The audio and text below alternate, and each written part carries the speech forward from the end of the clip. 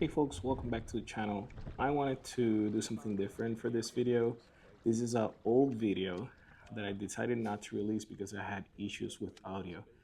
But as I edited, I realized that there is some lessons to learn here. So I wanted to share what I learned and, you know, at the end was the result of that learning. Looking at my pre-practice period, I found a lot of fish. Orange Lake, it's a great lake, has a lot of fish. And I found quality fish early in the morning and later in the afternoon. So I knew, the bite was going to be good. Originally, I started with top water. So here you're going to see me change from a buzz bait to a frog. I caught, I think it was like 18 incher on that frog. That was the only top water bite I had for that day. I started looking at my graphs and realized that there was a lot of hydrilla, a lot of sparse hydrilla that, where you have patches. And I was fishing around 5 to 9 feet of water. I didn't realize this in my practice until late, but, I started catching fish, caught over 20, 25 fish in my pre-practice.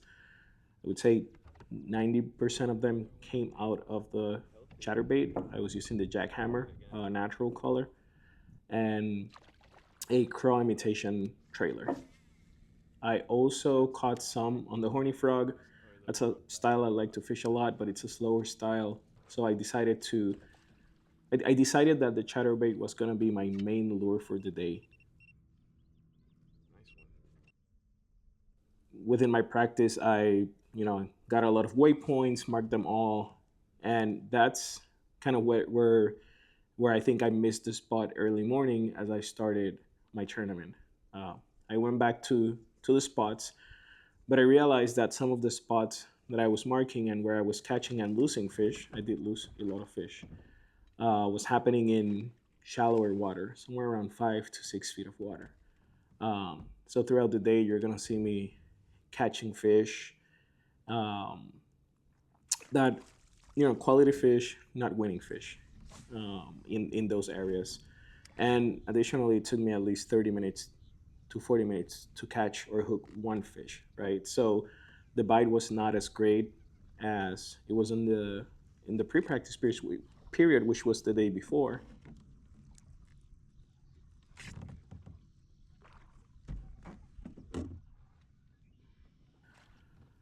So, I got a little bit desperate, started losing more fish, and started circling newer areas that I had not marked. But I was always staying in that 5 to 7 foot range. And I think here's where the lesson comes in, right? So, one of the things what that happened on my pre-practice is that my bigger fish and my better quality fish were coming out of deeper pockets of water. They were coming out of 9, 8 feet. And that's a trend that I didn't pay too much attention to in my pre-practice and didn't transfer that or transition that to my tournament period.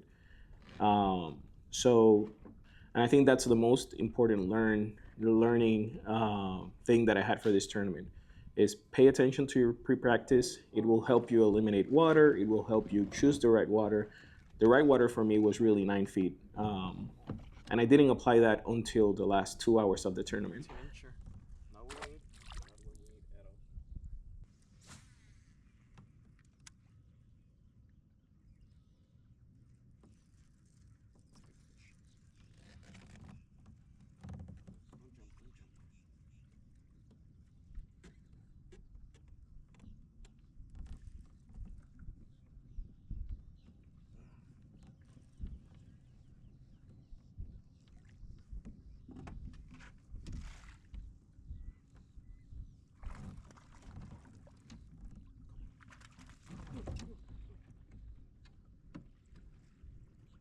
Chris. Ah.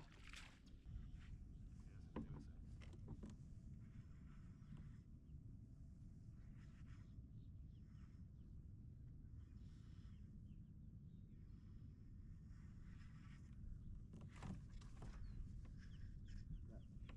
wasn't a. That had to be a pickerel or something. Okay. That sucked. no, it was a bass. It was a big bass. I didn't do a good knot. He has the hook on it. Oh, got that pattern a little bit.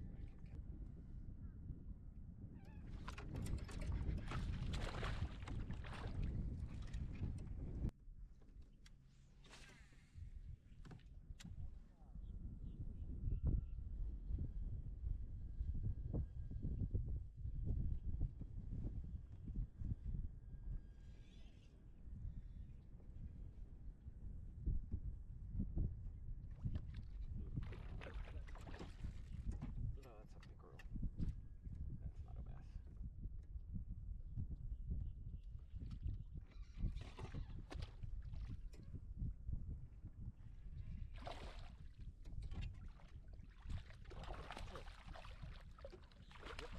That is a pickerel. Aggressive pickerel. So fast forward, you know, a couple of fish here and there.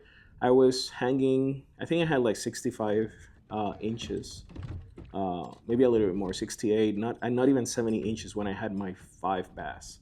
And I decided to risk it out of ignorance. In reality, I wasn't risking it, I was doing the right thing. I decided to risk it and go for deeper water and look for more isolated patches of hydrilla. And that's when the bite turned on for me. You know, I caught a 19 and change, 18 and change, another 18 and 17, and that pushed me forward to 85 inches, which, you know, helped me finish 7th place. And, you know, it's kind of sweet and sour because I really had the opportunity to be in the top 3.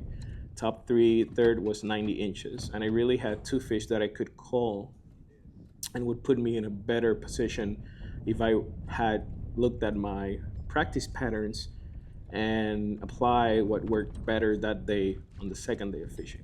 So I think that's really the learning point for this video, and I think it's the most critical. The video itself, it's just me catching fish, but if you take something from this video, is that pay attention to your you know, your pre-fishing, your surroundings, and what's happening, and it will allow you to really maximize your time in the water.